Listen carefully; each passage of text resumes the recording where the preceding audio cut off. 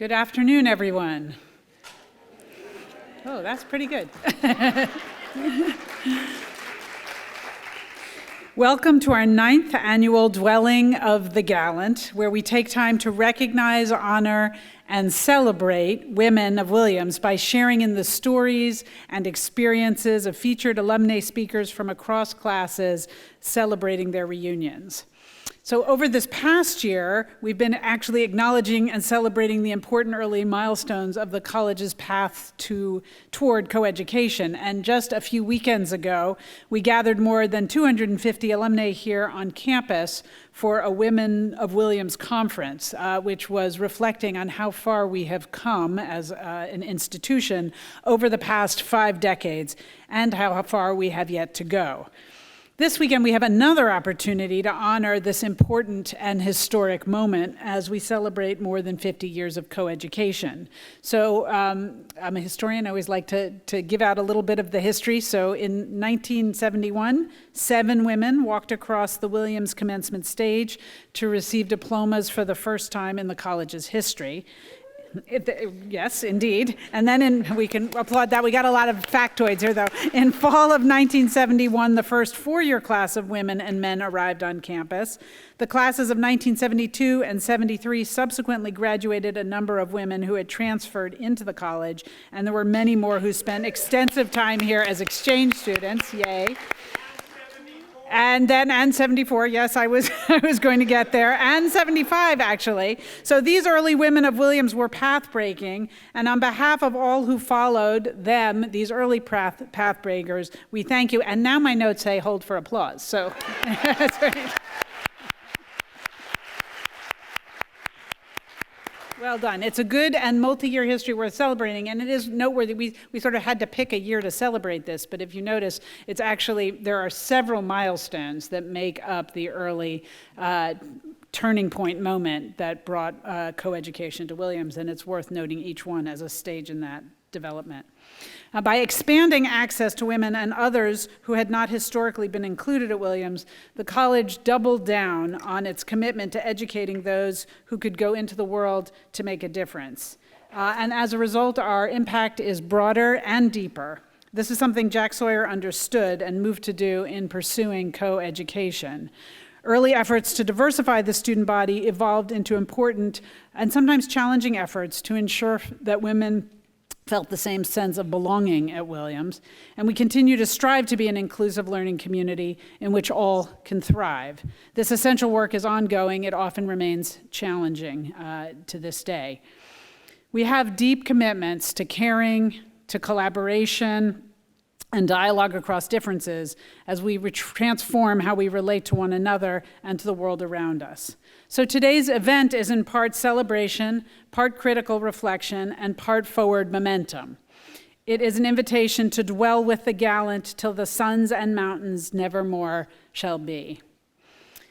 So the women on stage today all experience very different Williams, and their journeys have led them here to share their stories of hope and of resilience, of agency, of pride, of becoming, and of gallantry.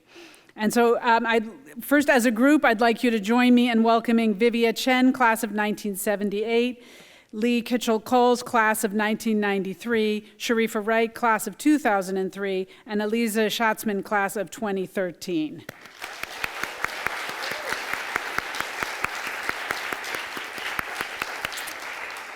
I hope you'll refer to the print program for a full introduction to today's speakers, but I want to introduce each one to you briefly now. Vivia Chen from the class of 1978 is an opinion writer at Bloomberg, where she writes the Unfiltered column. An award-winning journalist with over 20 years of experience, she is also a former corporate lawyer.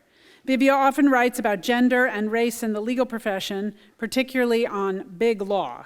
She regularly challenges the profession to improve its record on women and people of color, calling out institutions that fall short. Readers have described Vivia's writing as honest, infuriating, and fabulously grumpy. Among her many awards and accolades, Lawyers of Color named Vivia to its 2020 Power List, which recognizes the most influential minority attorneys in the nation. Welcome, Vivia.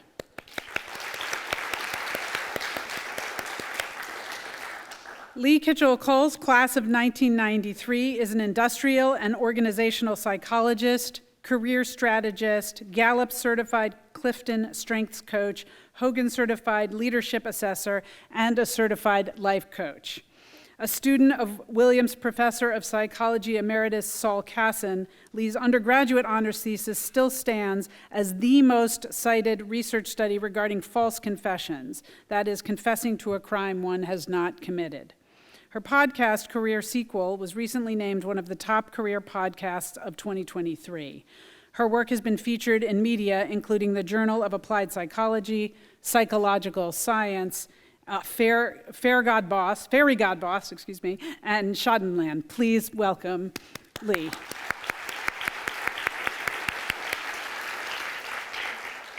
Sharifa Wright from the class of 2003 is a global equity, diversity, and inclusion strategist and portfolio manager.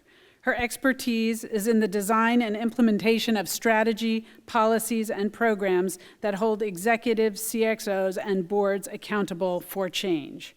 Sharifa is currently working in ESG strategy and operations at Indeed.com.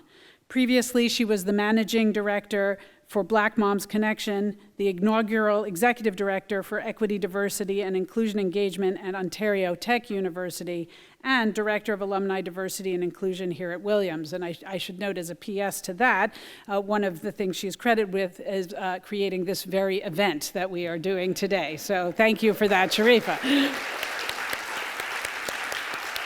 She is also a board member of the Institute for the Quantitative Study of Inclusion, Diversity and Equity, the Pan-African Credit Union, Tropicana Community Services, and VHA Home Healthcare. So welcome back, Sharifa, to you. And lastly, but certainly not least, Aliza Shatzman from the class of 2013 is the president and founder of the Legal Accountability Project, a nonprofit aimed at ensuring that law clerks have positive clerkship experiences while extending support and resources to those who do not. Aliza earned her JD from Washington University in St. Louis School of Law, where she served as an associate editor for the Journal of Law and Policy. After law school, Aliza clerked in D.C. Superior Court during the 2019-2020 term. An advocate for the Judiciary Accountability Act, Aliza submitted written testimony in 2022 for a House Judiciary Subcommittee hearing about the lack of workplace protections in the federal judiciary, detailing her personal experience with gender discrimination, harassment, and retaliation by a former D.C. judge. Aliza now writes and speaks regularly about judicial accountability, clerkships, and diversity in the courts. So please join me in welcoming these 4 alumni, each of them agents of change, and particularly Aliza, because we didn't give her a round of applause, so separately. Thank you. Each of them are agents of change, accountability, and possibility in their fields of endeavor. We will begin with remarks from Vivia. Thank you.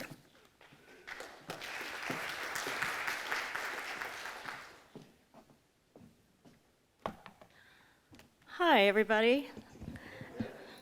Thank you for inviting me. I'm thrilled to be here. I have to tell you, it's a real kick for me because this is the first time I've ever attended a Williams reunion.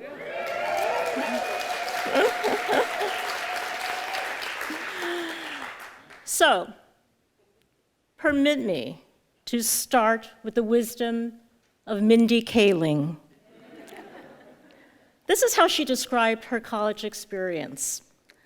I went to Dartmouth to pursue my love for white people. Well, guess what? That kind of describes my experience at Williams too.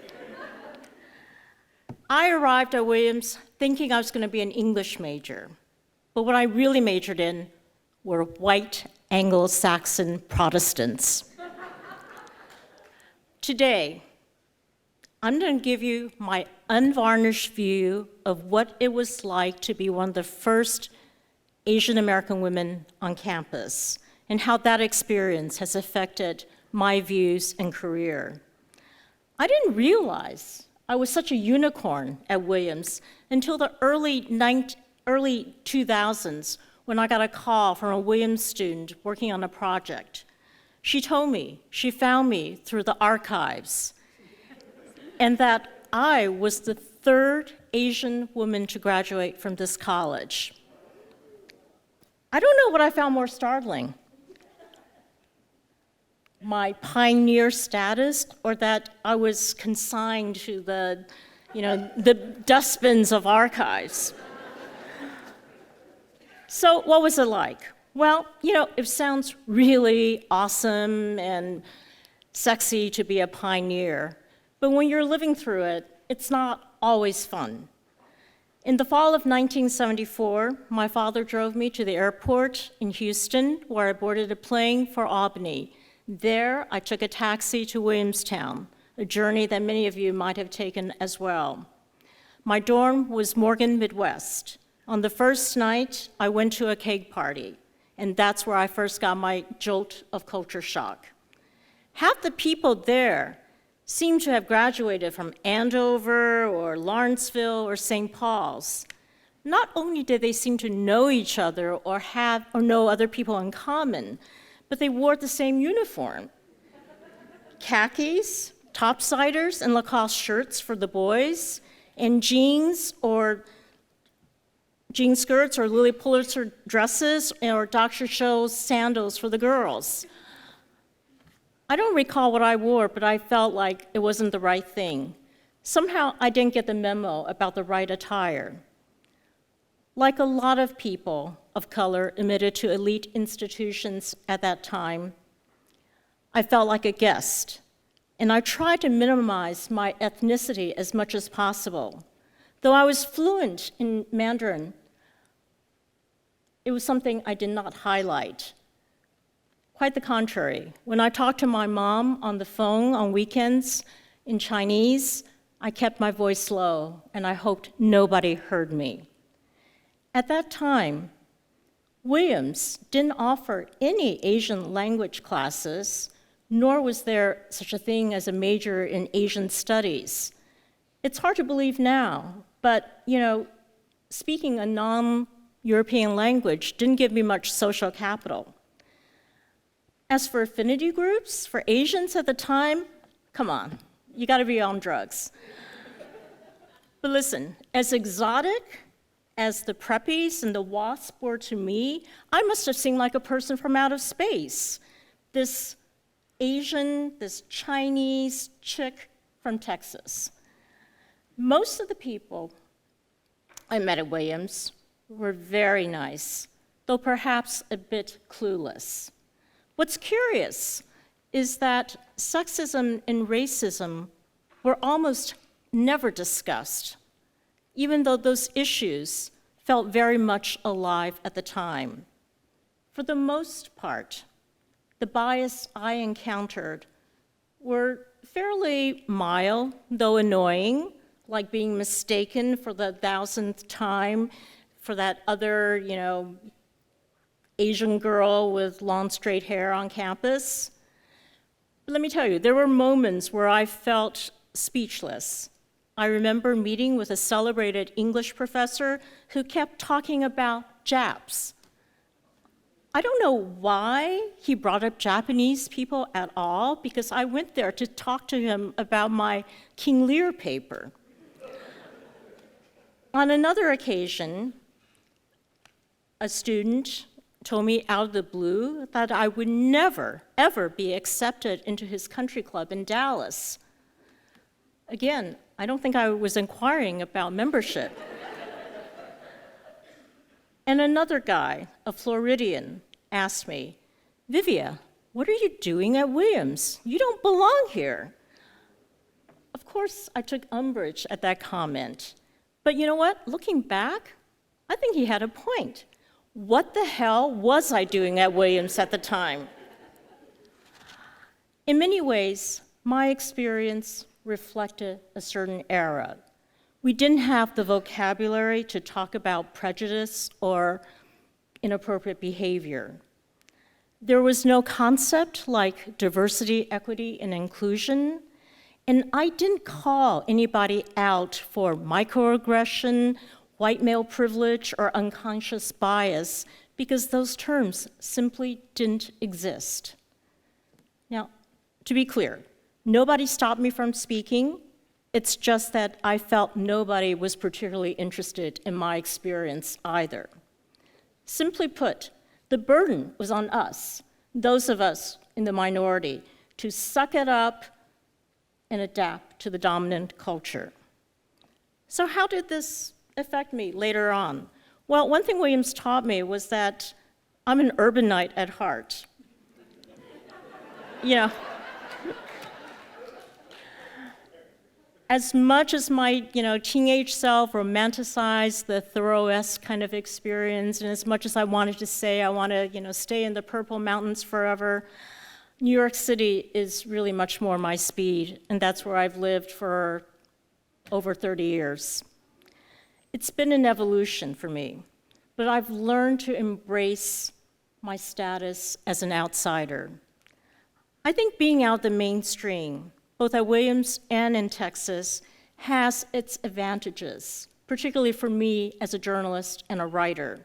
It's sharpened my lens, it's made me more empathetic, and it's given me purpose. It's no accident that what I write about focuses on women and diversity. For over 20 years, I've been writing about the legal profession and about the challenges that women and other marginalized groups face. Why am I drawn to this topic? Well, part of it is self-identification. As a former corporate lawyer, I know how it feels to be the only minority woman in a big conference room. But I also think big law represents the continuing struggles that women and other marginalized groups face in trying to be part of the power structure in American society. Law is a profession that women should have been exceeding at for decades, except they're not. Since the 1990s, women have made up close to 50% of law students, but that number is not reflected in the partnership, where they make up barely a quarter of all partners. As for lawyers of color, the data is even more bleak, particularly for Black lawyers, who represent just 2% of all partners. And if you're looking at minority women, that's even more depressing. Black women and Latinas in particular represent only 1% of all partners. Which brings me to a central part, or the fun part of my job, which is being a royal pain in the ass. I ask the uncomfortable questions. I dig behind the corporate rhetoric, and I try to hold powerful institutions accountable. As you know, corporate America know all the right things to say, all the right buzzwords about equity and inclusion and social justice. But when I ask them for hard statistics about how they're really doing, many go silent. There's a lot of hype on the diversity space, and my job is to call out the bullshit. And I do so by naming names. And guess what? Public shaming sometimes works. In 2020, I wrote a column which got a lot of buzz. It was entitled, "Cravath Still Has 0 Black Partners." A year later, that firm elevated 2 Black women to its partnership. Coincidence? Maybe. I've outed other law firms too for the falling short on social justice. During the last presidential election, I query how a big firm like Jones Day could make grand statements about justice while working on matters that sought to disenfranchise voters. And how do these institutions react when I do this? Well, some actually make real changes, and some have tried to get me fired. So what? Why do I keep on banging this drum? Well, I can't help but root for the underdog. On some level, I guess, I'm still exploring what it means to be different, discussions that were missing during my college years when I was hungry to find out who I was and how I fit into the social order. All this sounds terribly serious, and if you read my writing, you'll know I'm not. I'm really pretty flippant. I also don't want to leave you with the impression that, I had absolutely no fun at Williams or that I was a recluse. I made great friends here, including the incredible, marvelous Brent Shea. Where are you?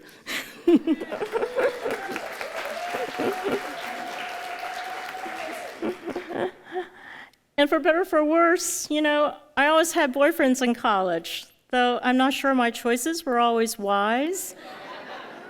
And I'm saying this because my husband, who didn't go to Williams, is here.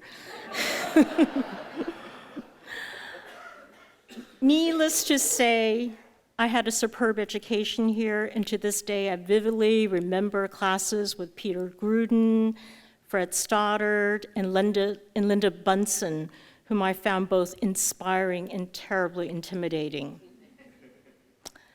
But let me return to Mindy Kaling and our shared fondness for white people. At Williams, I learned to appreciate the finer things of WASP culture, like deviled eggs, popovers, and gin and tonics. And speaking of cocktails, I loved Thursday night guest meals because that's when I dressed up, invited faculty members over, and pretended I was a grown-up. And those meals and the skills I learned from them have served me well in my career. And though I disdained preppy wear during my college years, I've since developed this insatiable addiction to Lilly Pulitzer dresses, which somehow always cheers me up. But look, I marvel at how much Williams has changed. When I talk to younger Asian American graduates, I realize it's a different place. They don't recognize the Williams I went to, and I don't recognize the one that they did. And you know what? That disconnect is a marvelous thing. It's nice to see that this WASP enclave has transformed and evolved into a community that embraces diversity. I mean, look, Williams even invited me to speak today. All this is to say, I'm very touched to be here, and I thank you for listening.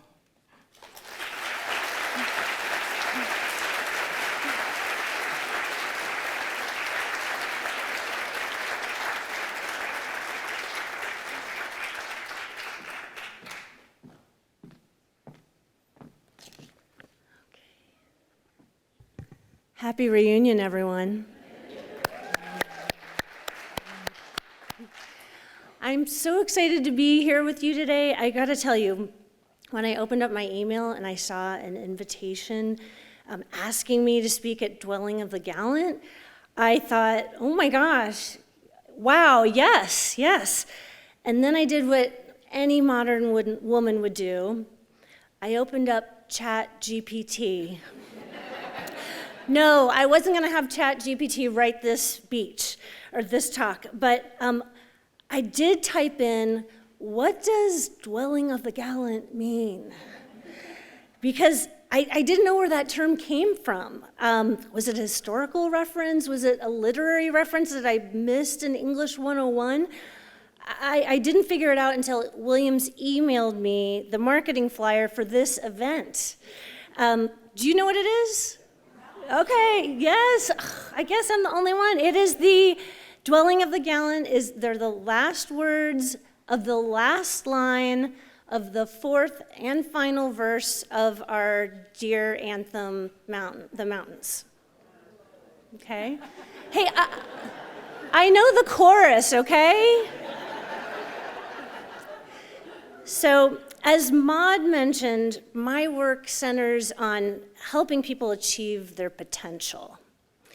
Every one of us has unique strengths and talents, a wealth of tapped and untapped potential. But what I've found is that no matter how obviously gifted or brilliant someone may be, humans fixate on all the things that can hold them back. Mistakes they've made, flaws they can't escape, imperfections. So today I want to bust the myth that you have to be perfect to achieve your goals. This quest for perfection is, in fact, self-defeating. But I think most of you know that, even if it is hard to put into practice. So I'm going to focus on how easy it is for others to see your potential and to help you realize it. This also happens to be my story at Williams. So how many of you remember your first semester at Williams? Okay, well, buckle up, okay? This is, we're gonna be doing some time travel here. Back to the fall of 1989, cue the music. Okay, you hear Tom Petty's Free Fallin', B-52's Love Shack, and here is my photo from the freshman Facebook. My hair is so big that it doesn't even fit in the whole picture. So there I was, straight from Nebraska, with a fresh perm, by the way. And I will never forget filing into Chapin Hall and with all of my classmates during freshman days. And I sat on the right side, about a third of the way up from the stage, and I'm taking in the energy of everyone around me, thinking about how amazing each person had to be in order to get into Williams College. And at the same time, this is the meeting where the deans are talking to us about all the resources that they have available if we're in a crisis. So like if we're stressed or if we're depressed or if we have academic problems or if we have problems with alcohol or trouble with relationships. And the whole time I'm thinking, okay, I'm glad I'm hearing this because who knows, when I might need these resources. But don't these people know that everyone in this room is perfect? See, I knew that you had to be perfect to get into Williams College. In high school, I worked so hard to do all the things, but I had a secret. I wasn't perfect. I must have slipped through the cracks because they let me in. And I got to be in the presence of all these perfect people, dwelling with the Gallant. So if we see perfection in others, we certainly don't see it in ourselves. That would be way too dangerous. And let me tell you why from a psychological standpoint. Our brain is designed with one major purpose, and that purpose is to keep us alive. It has all these bells and whistles that go off when it senses traps or threats or danger, just anything that can open us up to the vulnerability that threaten our survival. When we try something new, the amygdala activates a stress response. Warning, failure imminent, you've never done this before. And it sends a message to the hypothalamus, which preps your body for fight or flight by unleashing your stress hormones. Cortisol, adrenaline, your heart speeds up, your blood pressure increases, you become hyper aware of all that's going on around you. When you face a new situation, your prefrontal cortex, which deals with decision making, that kicks into gear and alerts you to all the danger zones ahead, and it slams on the brakes before you make a decision. It is that voice that says, wait, stop, don't do it. It's too hard. You're too old. You're too young. You're overqualified. You don't have enough experience. You're not enough. Don't forget the hippocampus because it doesn't. The hippocampus keeps track of all your memories and puts the new situation into context. Remember when you embarrassed yourself? Remember when you said the wrong thing? Remember when you failed? Has your brain ever said these things to you? So you may be tempted to think that your brain is being mean, that it's unkind, and that is not true. Okay, it's actually very well intentioned. It's trying to keep you from harm. It's like your own personal helicopter parent. If you're perfect, you won't make any mistakes, and then you will be safe. So in order to tap into your potential, you must first realize that the fear or the doubt that you're feeling about yourself is natural. But know this, potential and perfection don't exist together. They cannot exist together because we are flawed, imperfect creatures. To tap into your potential, you have to push aside your desires for perfection. No one was better at dispelling the perfectionism myth than Williams icon, Coach Dick Farley, who is here tonight, right? Coach, in the back.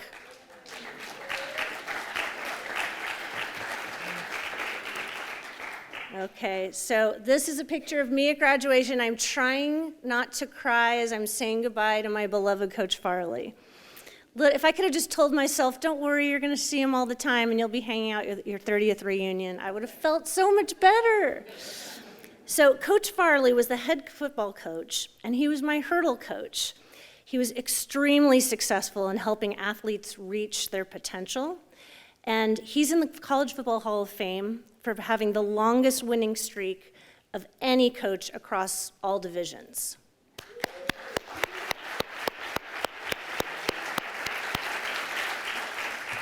Coach Farley was famous for his brutally honest assessments of our talent or lack of talent. Coach would deliver these one-liners in his thick Boston accent. If you were any good, you'd be at Harvard. If you guys qualify for nationals, I'm gonna make you pee in a bottle. You're in Division 3 because there is no Division 4.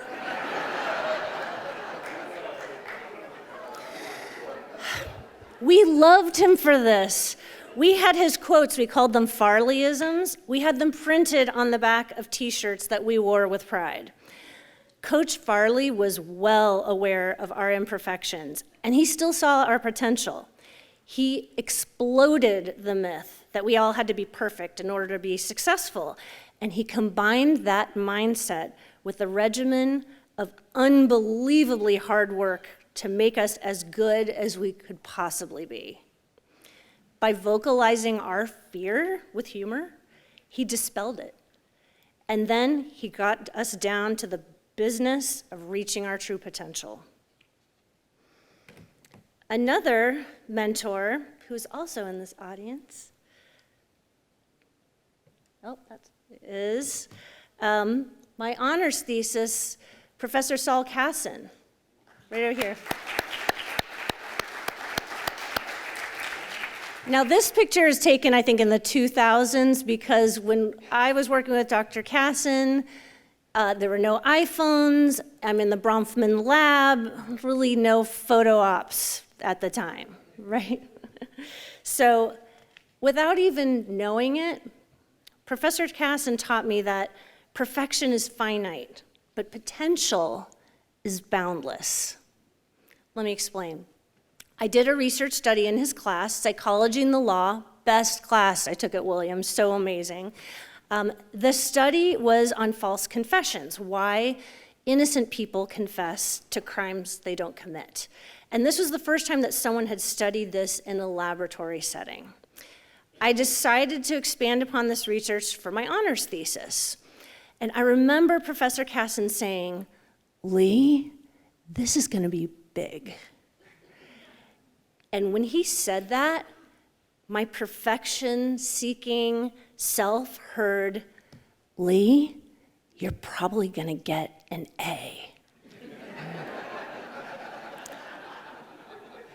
I also realized that I could put graduated with honors on my resume. So guess what? I did get an A. And I can officially say that I graduated with honors from Williams. Sweet perfection. But that is not what Professor Casson meant. It was not even vaguely what he meant. He saw the potential of our work. We went on to publish the research, and that study took on a life of its own. Other psychologists expanded upon it, and 30 years later, Professor Casson's article is the most cited article on false confessions, and it helped pave the way to change laws, to protect the innocent, and to foster fair interrogation tactics. I saw the small perfection of this grade. Saul Casson saw the immense potential of this work. Do not forget, the doubts that you feel when you set out in pursuit of a goal, when you want to do something new, those are natural. The key is learning to coexist with them and take those chances anyway. And most important, don't forget the power of others, your coach, your mentor, your spouse, your friends. Those around you recognize your potential, and they can help bring it to light, so use them. They will see things that you do not. So in closing, I just want to bring us back around to the gathering of the Gallant, dwelling of the Gallant. Back 160 years ago, well, I guess it didn't look like that 160 years ago, but you get what I mean. But 160 years ago, when Washington Gladden from the Williams class of 1859 walked about this campus, in his memoirs, Washington Gladden wrote, "I've been wishing that I might write a song which could be sung at some of our exhibitions." That's 1859, speak for parties. And one winter morning, walking down Bee Hill, the lilt of the chorus of "The Mountains" came to me.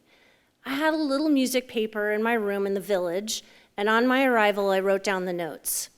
Then I cast about for words for them, and the refrain, "The mountains," suggested itself. I wrote the melody of the stanza next and fitted the verses to it.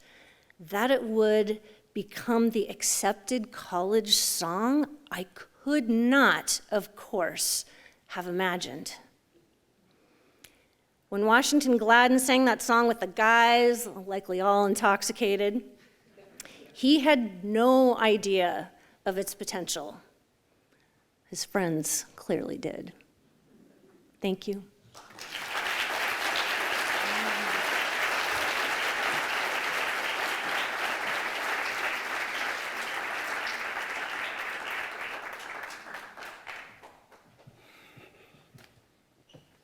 Good afternoon, gentle people.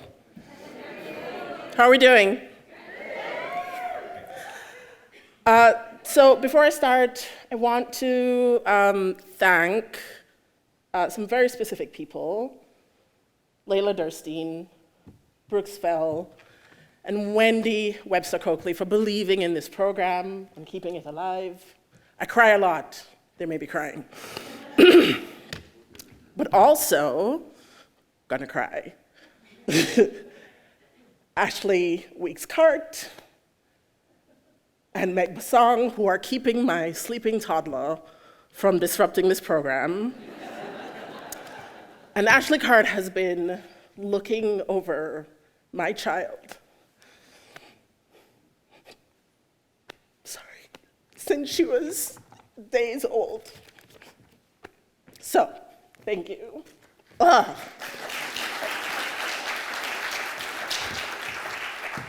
Let's start. When Sterling Allen Brown graduated Phi Beta Kappa from Williams in 1922, after graduate studies at Harvard, he applied to teach at Williams. The prolific scholar was never employed by the school. At the time, it refused to hire Black faculty. This is shocking, but not surprising. Williams was founded as a school for white Christian men in observance of the last will and testament of a member of a colonial family that dispossessed the indigenous stewards of the land we stand on and use, and purchased and sold enslaved Black people like chattel. 50 years after Sterling Brown graduated, he was invited back to Williams to receive an honorary degree. Brown was foundational to the field of Africana Studies. I was a concentrator in Africana Studies while here. As a gesture, the honorary degree barely matched the recognition and the repair he deserved from his alma mater. That year, in 1974, Paula Moore Tabor, class of 76, and Mike Reed, class of 75, were students at Williams. Williams had finally ended its sexist admissions policy. Mike had followed his sister, Babette Reed Khan, 73, who was the first Black woman to be allowed to matriculate and graduate from Williams. And that's the thing about FIRST, right? They say as much about the person as it does about the institution. In his commencement speech, Sterling Brown spoke of the things he could not learn at Williams: the strength, the fortitude, humor, and tragedy of my people. There are similar things that I did not need to learn at Williams. I came to Williams with a thorough education on the genius, gratitude, grief, and gravitas of my people. My parents and my formal education in Jamaica took great care to guide my understanding of how the world is, how it came to be. There was opportunity, beauty, geometry, melody, wonder, and there was unfairness and inequality. Per Jamaican colloquial philosophy, the world na level. There is much to grieve in a history marked by enslavement and colonization, and a present marked by settler colonialism and neoliberal rationalizations for the differences that history created. There was genius and ingenuity in how we survived and thrived, despite the hegemonic nature of the inhumane capitalist systems that sought to violently extract or labor or wealth through every facet of existence. There was deep dispositional gratitude. Jamaicans are always grateful. Sun is shining, grateful. Sun not shining, give thanks. That demanded that you find a reason to joyfully live in even the most dire of times. All of that culminated in a seriousness, a gravitas, an urgency for freeing the future. My ethics I came to Williams with prioritized the liberation arts. Arriving at Williams, the question was never whether I belonged here.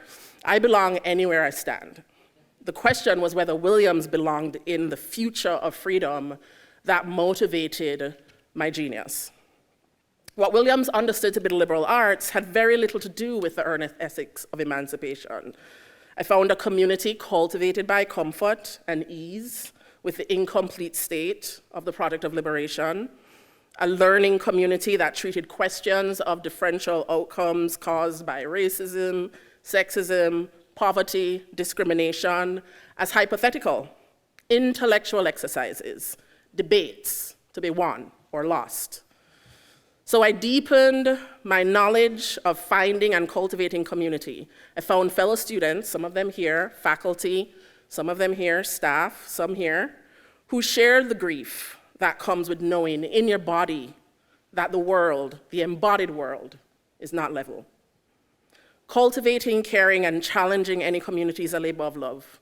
Looking back at my first season at Williams as a student, despite being someone who truly preferred the inner life of my mind to the social requirements of being with other people, I'm an introvert. Don't let it fool you.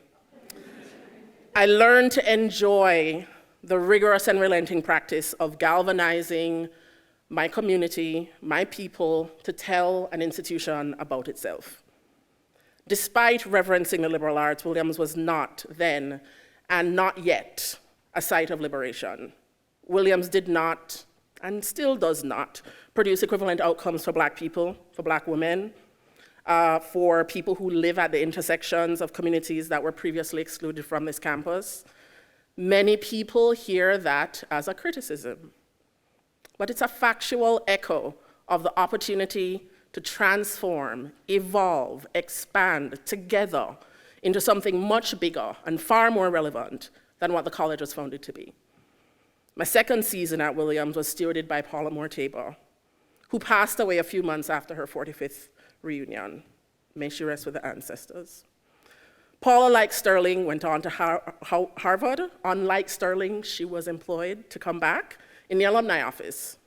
She was pivotal in showing and coaching me into the work of wrestling a 300-year institution into having more faith in its future than its past. Paula.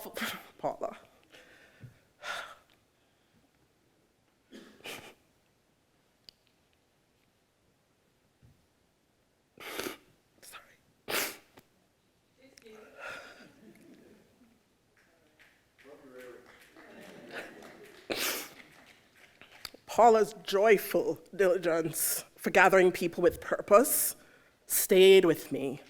I came to understand Williams as an employer through talking to her, a landowner, a landlord, a child care center. She had young kids when I worked with her, a neighborhood, a neighbor, a cultural epicenter of excessive wealth and overrepresentation of whiteness.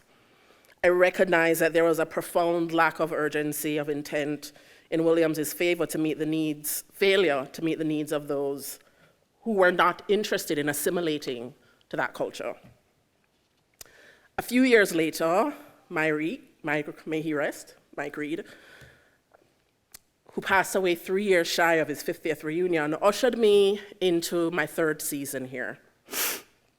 He, along with Brooksville, encouraged me to come back to a role that Paula created to channel, hold, and radiate this critical labor of transforming Williams's culture by keeping the institution accountable for advancing the liberation arts. I was grateful for the opportunity to honor Paula's effort to move Purple Mountains. And I was also curious about Williams's capacity for change. Not the architecture, not the landscape, as beautiful as it may be, not more beautiful than Jamaica, but you know. The curriculum, even the people, those things are very important. But I was interested in the mission, in the ethic, the why, the ontology, the idea of Williams.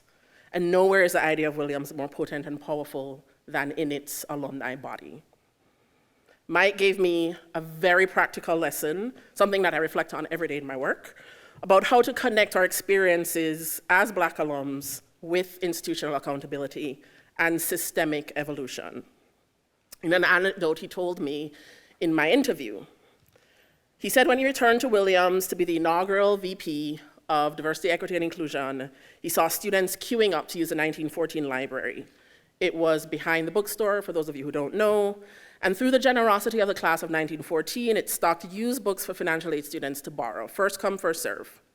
Students ended up choosing their course of study based on what was available at 1914, when they couldn't afford to buy books themselves. Students would line up before it was open or volunteer to work there, as I did, because first come, first serve is one of the most inequitable equity mechanisms of neoliberalism, right? Because in this country, wealth is deeply racialized. The students Mike saw queuing up on Water Street were most certainly not mostly white Christian men. Williams, a historically and predominantly white institution, created a tool of access that in its practice reinforced the finite and exclusionary racist idea of Williams that was imagined when it was founded. Mike worked to eliminate the 1914 library and advanced a thoroughly practical solution. Books are included. Come to Williams. Equity measures could not follow a logic that fawns over, reminisces about, longs for assumptions and solutions of a yesterday when we pretended to know less. Even the smallest detail about what makes Williams, Williams had to be called into question if the institution was to be relevant and necessary in an inclusive future. My sixth and last year working here in alumni relations, Sterling Brown's family agreed to move his archive from Howard University. He had a prolific career there. Mike Reed's other alma mater is also Howard. And so his family agreed to bring his archive here. Howard, like many historically black colleges and universities, is woefully underfunded still. And the cost of maintaining the archive became inaccessible. Williams still has, a pool of funds that the Black Alumni Network that had raised, under Paula's tenure, that supported the migration and the ongoing maintenance of the collection. It's here now. So 98 years later, 30 years after he died, Williams finally employed Sterling Brown and gave his genius a home. And at the time, I celebrated. I'm quoted in the press release, a very long quote. Today, I ask, does Williams deserve to steward Sterling Brown's legacy?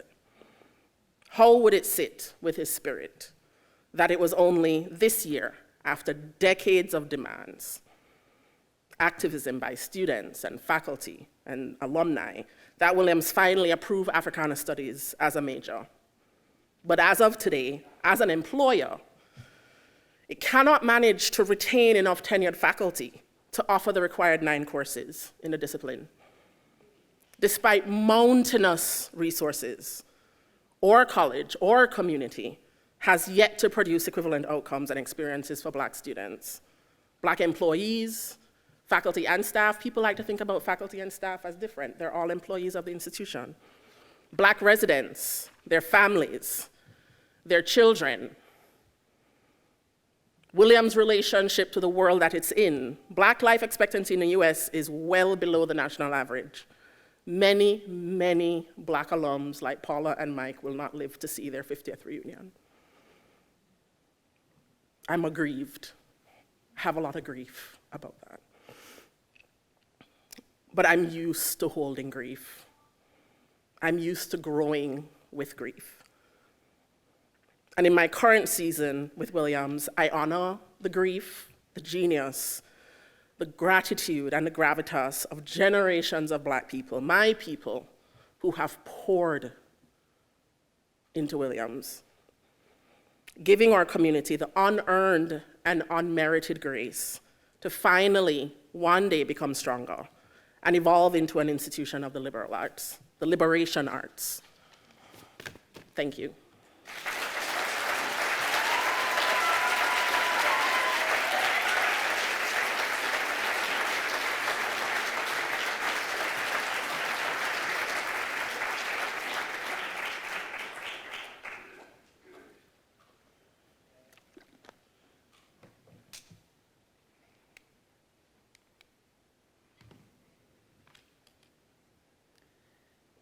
Founding a nonprofit is not what I set out to do when I graduated from Williams a decade ago. Part of me suspected I would advocate for change, but I had no idea 10 years ago, or probably even 3 years ago, that a series of life-altering experiences would present an opportunity to advocate on the national stage. I attended Williams because I was a golfer. But perhaps like some of you, I was not my best self at 19. I was overly competitive. I found it challenging to balance golf and Williams academics. I flamed out and I quit the team sophomore year. Then I discovered politics. I volunteered for Elizabeth Warren's first Senate campaign, knocking doors in the autumn Berkshires, and I was hooked. I spent junior spring at Georgetown University's semester in Washington program. I took Georgetown classes and interned on the Hill. This was a formative experience and one that Williams supported and extended political science major credits toward. At Williams, I did not bleed purple and gold. I enjoyed my time away from the Purple Valley. I had great friends and professors, I took interesting classes, but I never really felt like I belonged. I pursued a non-traditional career path. I graduated from Williams in June 2013 without a full-time job. I moved to DC to intern for Senator Warren, and I interned on the Hill while job searching. This is a common path for Hill staffers, but it is not a common path for Williams students. 3 years later, I returned to the classroom to pursue my law degree at Washington University in St. Louis School of Law. I aspired to become a homicide prosecutor, so I did 4 different internships at the Justice Department. And then I decided to clerk in DC Superior Court during the 2019 to 2020 term, the jurisdiction where I intended to practice. For anyone who is not an attorney, a judicial clerkship is when a new attorney spends a year or 2 working closely with and learning from a judge. Clerking can be a very valuable experience where young attorneys receive a crash course in trial lawyering and judicial decision-making. Clerkships are considered a gold star and a necessary checkbox for many legal jobs. Unfortunately, the messaging around clerkships in the legal community, particularly on law school campuses, is uniformly positive. Law students will develop a lifelong mentor-mentee relationship with the judges for whom they clerk. The position will confer only professional benefits. No one, till I came around, talked about the potential downsides of clerking. The enormous power disparity between fresh out of law school clerks and life-tenured judges, the most powerful members of our profession, that make it incredibly difficult to speak out, even in the face of outrageous mistreatment. The fact that judges have enormous power over their former clerks' careers long after the clerkship is ended, even a lukewarm reference, let alone a negative one, can destroy a former clerk's career. The federal judiciary is exempt from Title VII of the Civil Rights Act. Law clerks who are mistreated cannot sue their harassers and seek damages. Judges are above the laws they enforce. Judges are almost never held accountable for misconduct because the judiciary has been entrusted with self-policing, and judges are notoriously unwilling to discipline their colleagues. You can see where I'm going with this. For anybody who has Googled me, I now share my clerkship experience regularly in interviews, legal scholarship, more than 30 law school and bar association events, and daily social media content. I launched the Legal Accountability Project a year ago this month to ensure that law clerks have positive clerkship experiences while extending support and resources to those who don't. Lap corrects injustices I personally experienced as a law student and law clerk, including a lack of transparency and diversity in the clerkship application process, and a lack of accountability for judges who mistreat their clerks. There was a void in the public dialogue around clerkships. No one was working full-time to protect law clerks against workplace mistreatment. Few in the legal community were even willing to broach these topics. The culture of silence and fear surrounding the judiciary, one of deifying judges and disbelieving law clerks, enables what happened to me to happen to too many law clerks who suffer in silence. 4 years ago, I had just begun my DC Superior Court clerkship when the judge for whom I clerked began to harass me and discriminate against me because of my gender. He would kick me out of the courtroom, telling me I made him uncomfortable and that he just felt more comfortable with my male co-clerk. He told me I was aggressive, nasty, bossy, and that I had personality issues. The day I learned I passed the bar exam, big day in my life, he called me into his chambers, got in my face, and said, "You're bossy, and I know bossy because my wife is bossy." Really devastating. I remember crying myself to sleep at night, but I knew that I needed a full year of work experience to be eligible for my next job.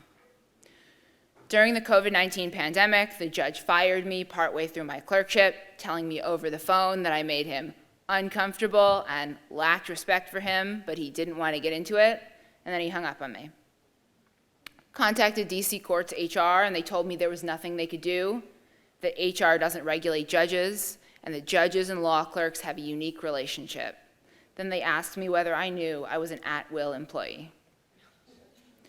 I reached out to WashU Law, my alma mater, for advice and support.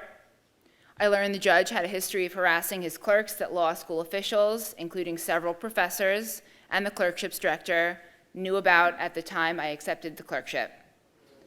They had chosen to withhold this information from me, presumably because they wanted another law student to clerk. It took me a year to get back on my feet. I secured my dream job in the DC U.S. Attorney's Office, moved back to DC in the summer of 2021. I was 2 weeks into training when I received devastating news that altered the course of my life. I was told the judge had made negative statements about me during my background investigation, that I wouldn't be able to obtain a security clearance, and that my job offer was being revoked. Several days later, the USAO invited me to interview for a different job with the office, and they revoked that too, based on the judge's same negative reference. I was 2 years into my legal career, and this judge just seemed to have enormous power to ruin my reputation and destroy my career. So I filed a formal judicial complaint, and I participated in the investigation into the now former judge.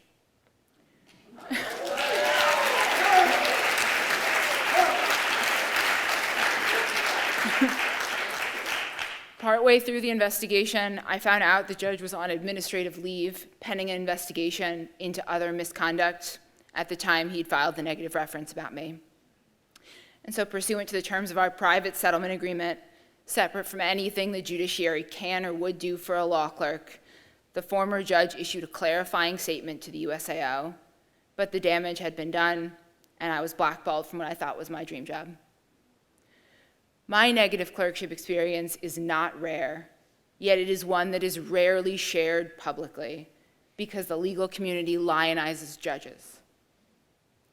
Now I aim to foster honest dialogue on law school campuses and in legal circles about the full range of clerkship experiences, to empower students to demand safer workplaces, and to encourage current and former clerks who experience mistreatment to speak openly about their experiences.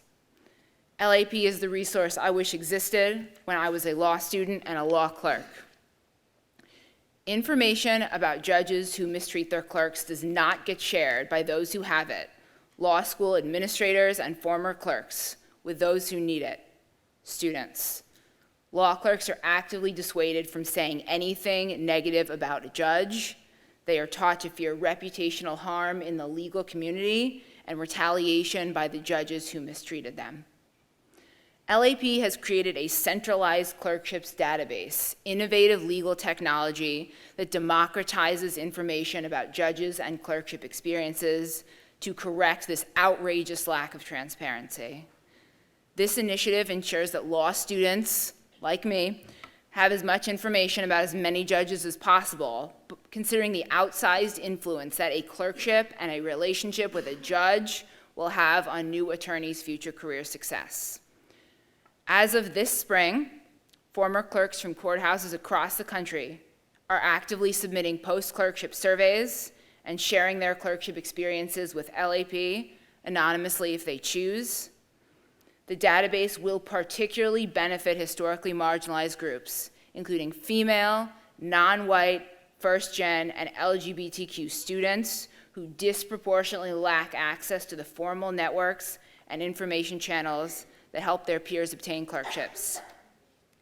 LAP has changed the conversation around clerkships in the legal community, and we've raised the bar on both workplace civility in the judiciary and clerkship advising on law school campuses. Since I launched LAP a year ago, I've appreciated the positive response from EIFS. I've reconnected with the robust Williams Alumnae network. I'm grateful to everybody who's reached out to offer advice and support, fill out our post-clerkship survey, donate, encourage their law school alma maters to participate in the clerkships database, or just offer words of encouragement when I needed it. Beyond that, EIFS have unexpectedly infused LAP's work, including on our board of directors and among our current and former interns. The qualities I entered Williams with 14 years ago that make me an effective advocate and leader today, tenacity, persistence, fearlessness, are qualities I honed at Williams with support from professors, mentors, and friends. It has been amazing to see where my career has taken me over the past decade, and I am honored to count myself among EIF changemakers, including those on the stage.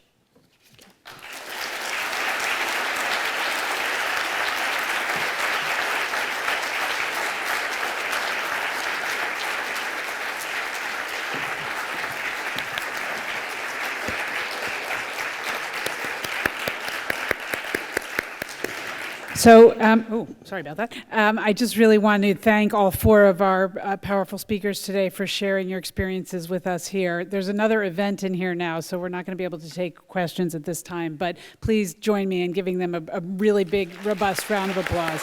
Thank you.